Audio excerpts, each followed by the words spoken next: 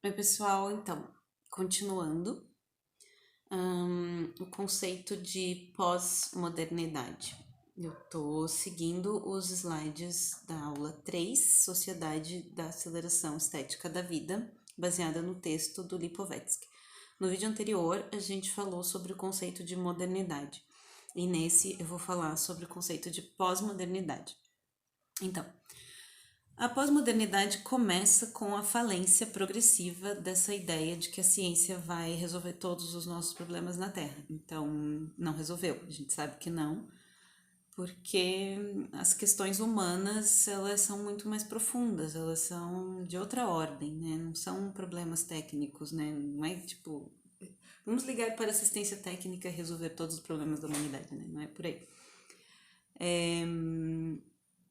E ela começa a falir no começo do século XX, quando a gente já começa o século, na primeira década do século XX, com a Primeira Guerra Mundial, com a Revolução Russa, depois já emenda com a Segunda Guerra Mundial. E a coisa vai caindo por terra, né? Essa ideia de seus problemas acabaram começa a ser substituída por uma ideia de seus problemas estão apenas começando, né?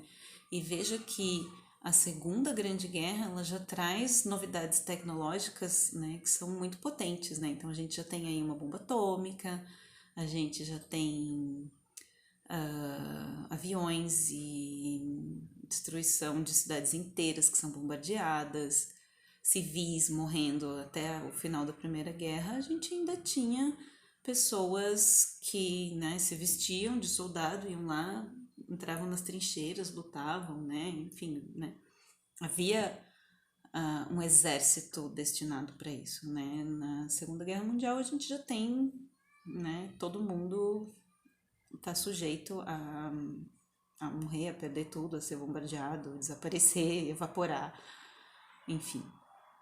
E essa é uma guerra, então, tecnológica, né? E aí todas as outras guerras que a gente teve no século XX e continua tendo até hoje, elas são guerras tecnológicas.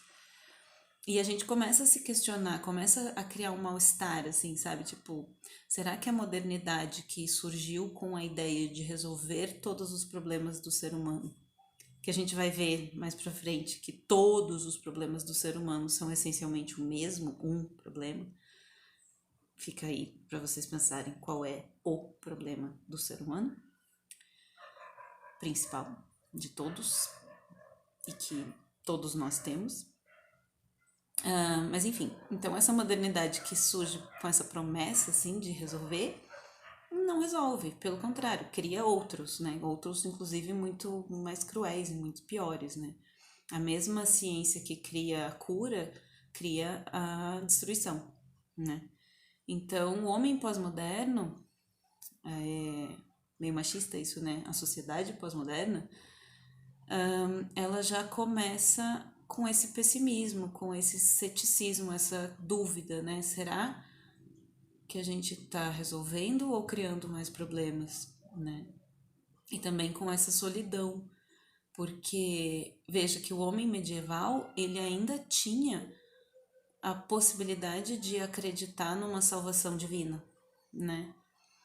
E o homem pós-moderno que acreditou piamente na ciência, ele se vê muito sozinho, muito abandonado, né? Ele é abandonado duplamente, né? Porque ele não consegue mais ter a mesma fé cega que o homem medieval tinha nessa promessa de vida após a morte, nessa salvação. E ele também não acredita mais na ciência, né? Então ele se vê perdido, ele se vê sem pai nem mãe, né? Qualquer semelhança com o desespero atual que a gente vive no mundo não é mera coincidência, né? E quando eu falo desespero, não aquele desespero assim, né? Essa desesperança, né? Estar desesperançado, não ter uma previsão de resposta absoluta, né? De algo que responda às grandes questões humanas, né? Então a gente perde isso com a queda da modernidade. Dentro da pós-modernidade, a gente tem alguns outros conceitinhos que eu vou explicar já na sequência, né? Então, o que vem no pacote da pós-modernidade? São basicamente três conceitos, né? a modernidade líquida, que eu vou falar no próximo vídeo já na sequência, o hedonismo, e são 2 tipos de hedonismo. E deixa eu ver se tem mais algum. Acho que é isso, né? Esses 2 tipos de hedonismo e a modernidade líquida, que eu vou explicar nos próximos vídeos. Qualquer dúvida, não esqueçam de perguntar. Beijo!